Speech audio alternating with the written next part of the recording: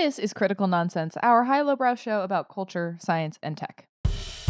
This week, Joey asks me about breaking up with our friends.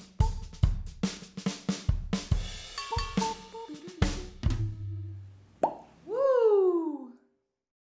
Don't you remember you told me you love me, baby? This is what a Joey sounds like. And that is normally my go-to, but feels appropriate today because this is what an executive producer and confidant Jess Vander sounds like. Hi, this is Jess. Jessica, Jessica. are we friends? Oh my. Who is to say? I'm What still not sure.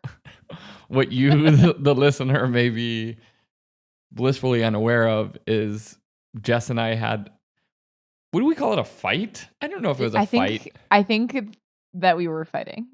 The girls are fighting. I think You are the girls.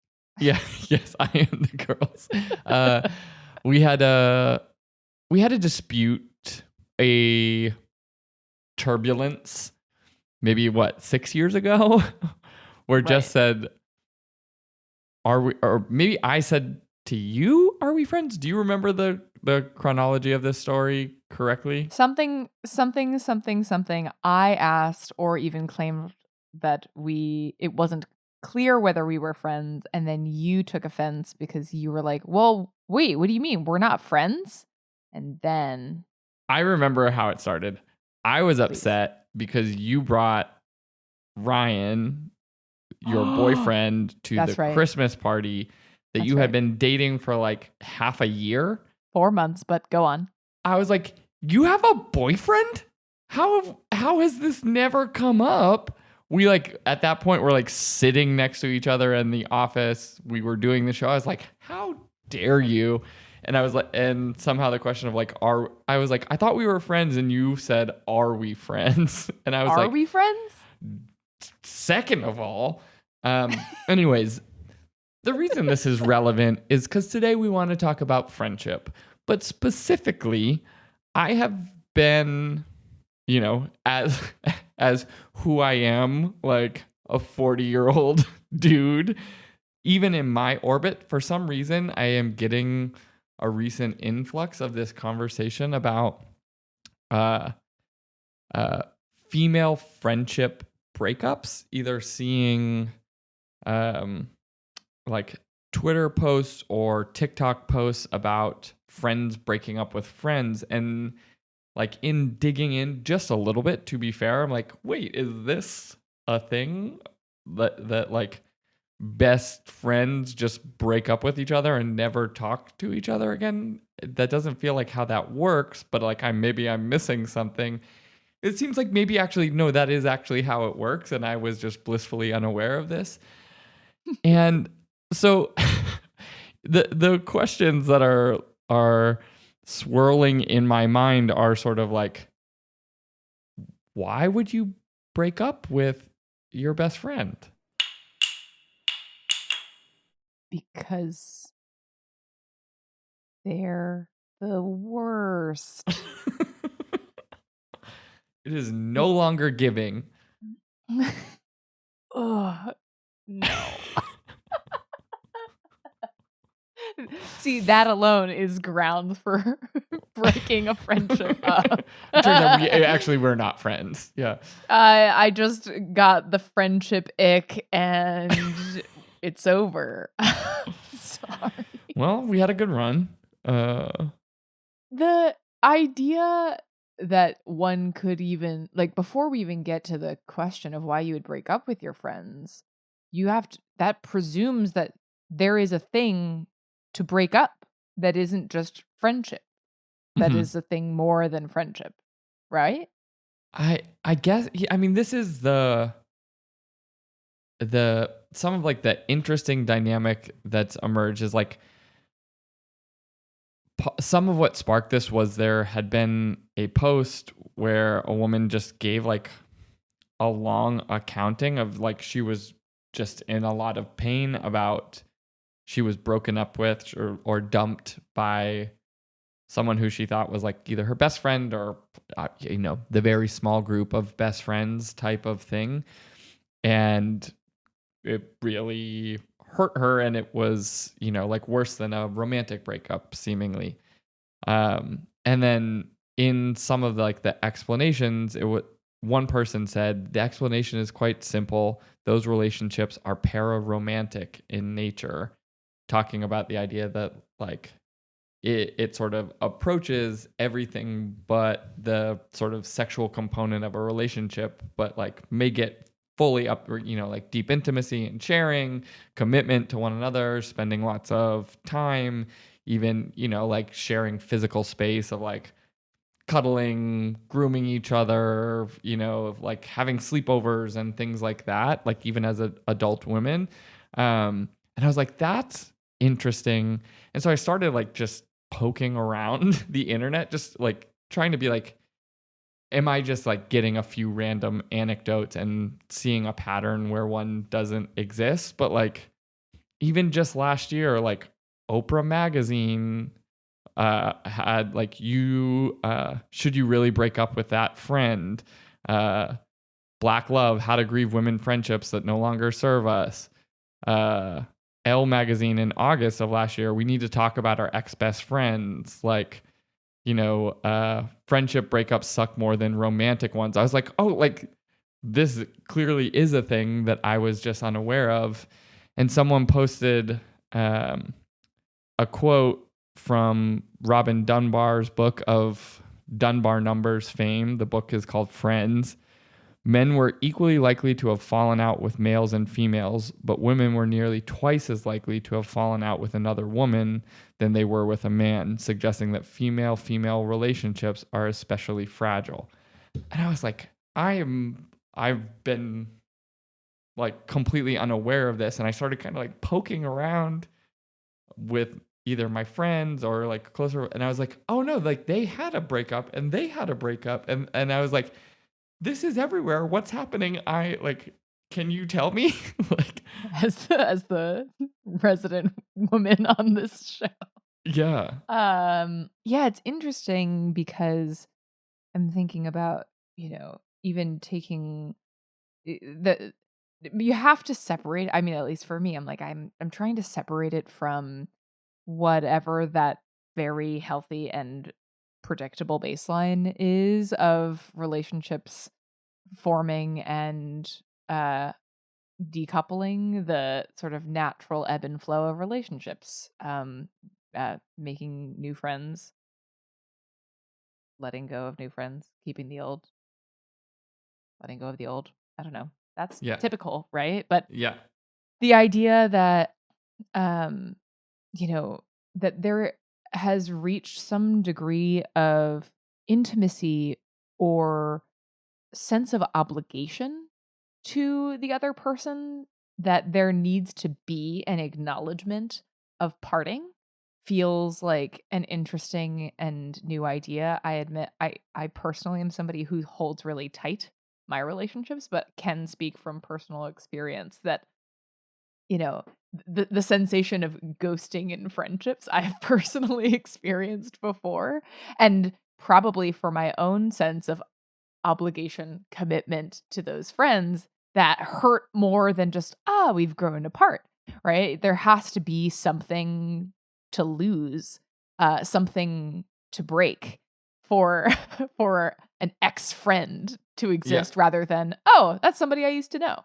yeah, yeah. The like you're saying, there's sort of like a natural, like my mind goes to like a connection diagram or like a connectome, like in the brain, right? Like some connections thicken and some thin, and that's just sort of like healthy undulations through time. Like guys will often talk about like, I didn't talk to my friend for 3 years and then we like hung out and it was like nothing changed. Like there is that sort of like, whether or not that is actually good or not, like that dynamic is sort of often referenced in male friendships where like, oh, I was busy and they were busy, but we're not like less friends.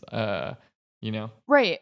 Right. Well, and you know what that's making me realize is there is, I think, an important distinction between the how enduring a friendship is to how strong a friendship is. Like the idea of uh that you were proposing, was it Robin Dunbar who said that maybe this indicates that women have more fragile relationships? I guess what I would argue is maybe it's not that it's fragile, but more force, strength or even expectation is being put on Hmm. some of those relationships, and that may lead to breakage and less sort of likelihood that that could endure for a longer period of time.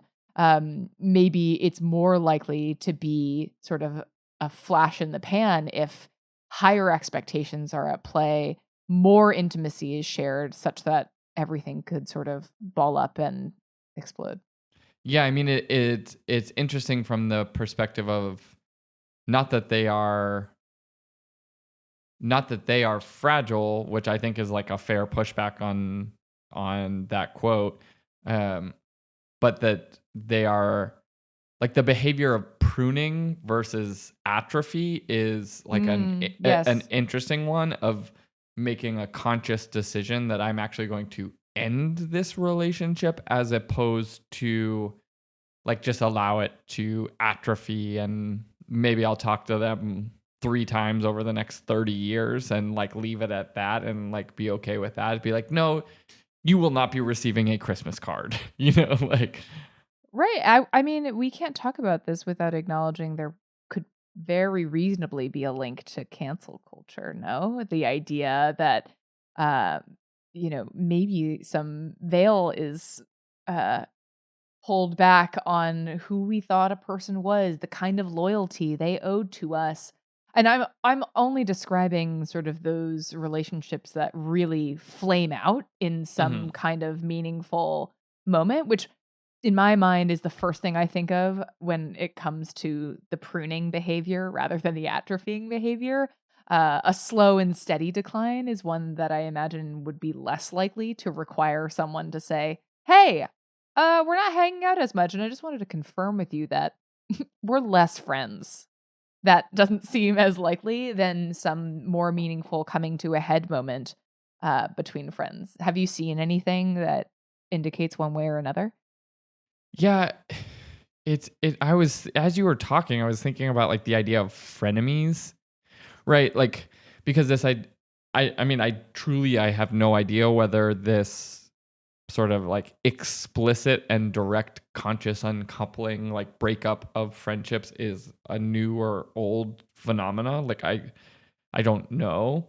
Like because I was trying to think like was frenemies the like somehow what existed historically in the place of the friend breakup, or is that like an Mm, entirely I like think distinct I think that's phenomena? I do think that's a distinct construct that is more about so maybe what we're talking about now is is sort of the combination of friendship and relationship. I would argue frenemy emerges from the combination of friendship and politics, where Mm. for political reasons you must associate with a certain individual even if you do not like them, and so you need to figure out some kind of stasis by which you can cordially interact, and sometimes that requires you to put on a false front. Yeah, I saw something yesterday now that you're saying this and like the political orientation of it is like really eye-opening for me. Uh at Jimmy Carter's funeral, uh Donald Trump and Melania Trump came in and shook hands with Al Gore and Mike Pence, but Mike Pence's wife neither stood nor acknowledged the presence of Melania or Donald Trump, where like obviously you assume that Mike Pence has no love lost for either of them, but was like willing to sort of like do the handshake, and his wife would not even look at either of them. Not deign any recognition whatsoever. And I was like, I was not thinking about it. I was just like, oh, that's cold. Like, like, but now I'm like, oh, this is like a clear, maybe is like a clear demonstration of the behavior where he was like, Mike Pence was willing to sort of think about it through political dynamics or propriety or whatever might have been going through his mind and like shake both of their hands. But his wife was like, no, you're dead to me. Like, bye. And actually, I think what that speaks to a lot is how maybe a part of this is tethered to a shift in like cultural baseline of communication style from historically one that was certainly aiming to be more decorous, but at the very least would probably fall in some line around passive aggression. Whereas now culturally, we celebrate direct communication, verbal and explicit consent, things where you're being really clear and externalizing things that you think and feel. And the idea that even in a friendship, you could save face maybe in a past life by just not talking about it and letting the friendship atrophy. But in today's day and age, it is, maybe of greater, moral high ground to say outright, "Yeah, I understand that I'm letting this thing go." Yeah, I mean, it is interesting in the context of how close you are, like, right, sort of like emotional proximity or emotional propinquity. Like if you are best friends and then you are like, how do you make a transitionary moment? It is sort of like a boiled frog approach traditionally of like, we used to be really close. We don't get to talk as much, but I still love them type of thing. Right. It just sort Exactly. of wanes or whatever. But there is some point like in a romantic relationship that is obviously really difficult to be like, okay, we were together in all of the ways, but now we will be friends, right? That like that step change in a downward direction is really difficult. And so like at some point, the deeper or more meaningful that a relationship becomes, the ability to walk it back becomes more and more and more challenging. Right, and I think this comes back to that idea of sort of the crucible. I think that comes from intimacy, that comes Hmm. from relationships, from friendships having a greater spectrum and range of intimacy. I think, it is I was saying this to you earlier that it is more commonly talked about these days, the range of different forms and uh sort of structures that intimacy takes in romantic relationships. But it makes a lot of sense that all the meanwhile, those different spectra of intimacy were simultaneously forming in our friendships, and that maybe uh, are just like romantic relationships don't have to look a certain way or involve certain types of roles. Friendships could maybe be even stronger. The bonds of instead of just, oh, I like that person, to being like, oh, I'm here for that person. I am a support system. I am a confidant. I am all of these things, and they are to me. And those types of bonds, that's something that needs to be acknowledged in a way that the slow boiling frog approach maybe does not. Yeah, I mean, now I'm like, this is like opening up a lot. I'm just gonna tell you, this is like this conversation has gone in so many directions I was not anticipating it going. I didn't really have a clear expectation of where this was gonna go. Um, but like I'm thinking about now work relationships off of what you said, right? Because it's interesting. Like employment is like contractual, and there are sort of like clearly delineated expectations of an employment contract, for example, right? And so to end an employment contract is like immediately what is turned off and whether or not like you will maintain a relationship after like the explicit expectations of an employment contract are heretofore like ended. But like our company, like when people leave, maybe not everybody and everyone will have but like a lot of the people who worked here stay in touch with different people at the company or have a relationship with the company. And I'm thinking about like other ones where it is like acrimonious and like ends extremely poorly. And also like, do these dynamics play out in like different, uh, differently gendered leaders or things like that, you know? I'm sure. I'm also sure that just like with relationships, the way in which it ends can completely impact the impression of the entirety of the relationship, right? Like Yeah. the fallout can cast a shadow over, oh, those people, my time there, blah blah blah, because just as we know with any experience, that it's the beginning, the end, and the high emotional point is sort of all that formulates our perceptions and memories of things and experiences. So it makes a ton of sense that with work relationships, the way you part ways makes a big difference. Yeah. God, I mean, we've talked about in the past, we talked about a particular study about cooperation that had been done. It was like an economic study around the differences in male and female cooperation and what happens when two collaborators do or don't like each other. And one of the things that study had found, I'm paraphrasing because I don't have it in front of me, but was that um, male collaboration, like even if two people didn't like each other, like the men in this particular study were willing to collaborate and then just be like, collaboration is done, objective achieved, and like stop interacting. Whereas if two women didn't like each other, they would effectively be like much less likely to even be willing to like do the action, the activity to collaborate. And it feels like it's sort of in here in that like that sort of like distinct clarity of like, this is my in group or out group. And it makes me think about sort of historically like gender roles, not of current, but of like past, like tribal nomadic, right? Women were sort of more likely to stay in the center and men were going out and whatever. And like forming alliances and allegiances and things like that at the center of a community is interesting.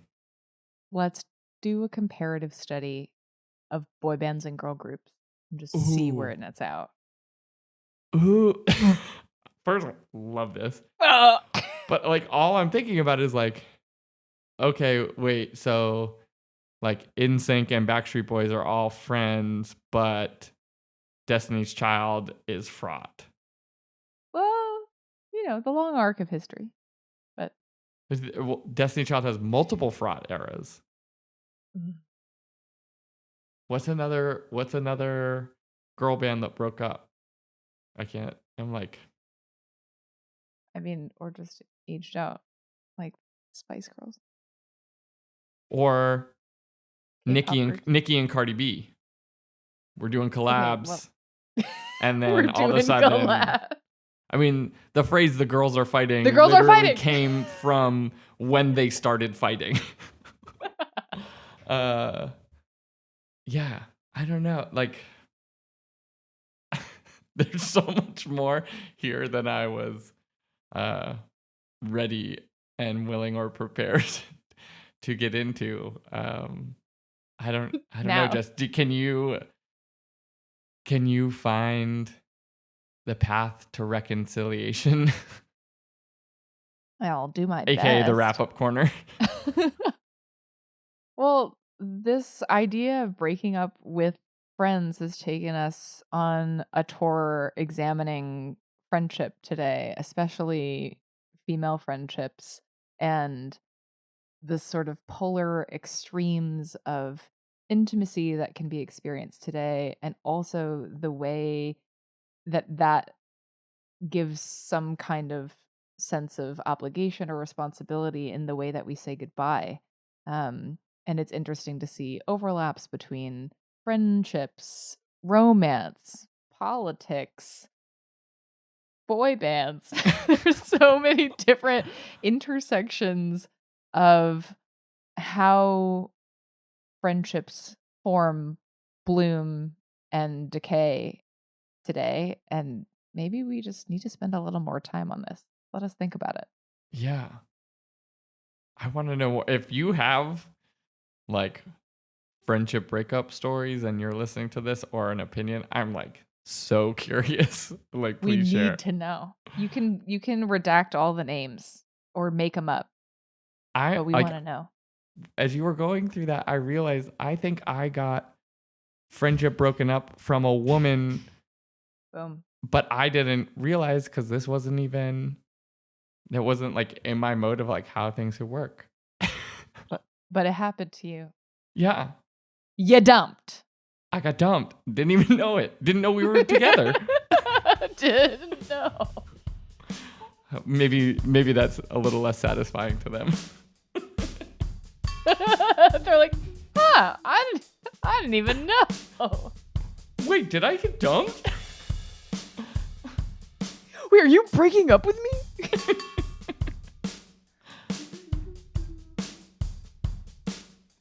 Critical Nonsense is a Sylvain production. Brought to you by The Dump. As always, You trash. you trash. As always, we'd like to thank our executive producer and dumper, Jess Vander. Extremely untrue and brutal. We'd like to thank sound engineer and the intersection of friendship and genius, Alex Contel. We'd like to thank our programming coordinator and my buddy, Les Jacobs. We'd also like to thank the production crew, and we'd like to thank my friends and our production crew, Sarah Gilbert, Nora Mestridge, Christy Jensen, and Amy Waters. And as always, thanks, Ellen. Sorry. Special thanks to all of the fun, weird words that pop up around friendships that, like, frenemies, bromances, and other such colloquialisms and portmanteaus. Portmanteau. EAUX. Multiples. Portmanteau. I don't know. It maybe is corny. I just think when someone comes up with a new coined word, I usually I like it even if I hate it. Wow.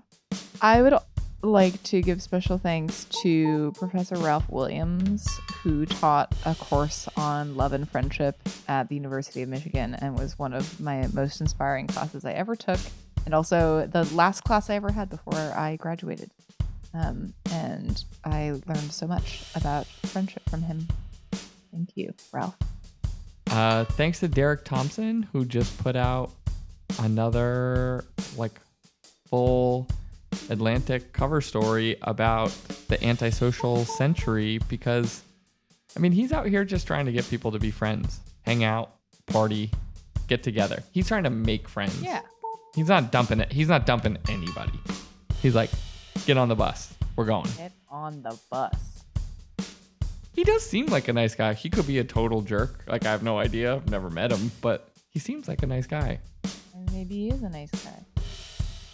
Don't get too close to your heroes, right? Yeah. And not that he's my hero, but that idea of seems like a great dude, nice guy, writes really well, talks about interesting ideas, seems smart and knowledgeable about a wide array of things, and then you meet him in person and he smells like wet cabbage and is just a jerk. Isn't that Nikki Glazer's joke from the Golden Globes of and who knows, in the next few years, several of the people in this room are going to be people that are totally dead to us. She made an actual joke, and that was not a real joke. But you got the idea. Yeah, which one of you from the best actor category will not be our friend next year? Right, and I never liked you, for sure. Yeah. Any praise that I give you now, I will retroactively renege on. Right. Well, Jess, I think we're friends. Okay. Well, love you, mean it. Bye. Okay, bye.